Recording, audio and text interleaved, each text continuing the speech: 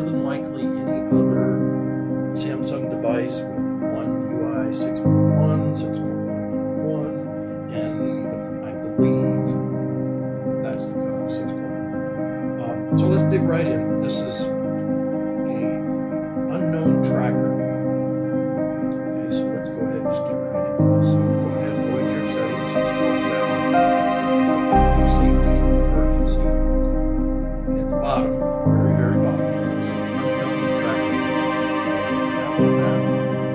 And what this does is, just like it says, when alerts are on, you'll get a notification if an unknown tracker is detective traveling with you.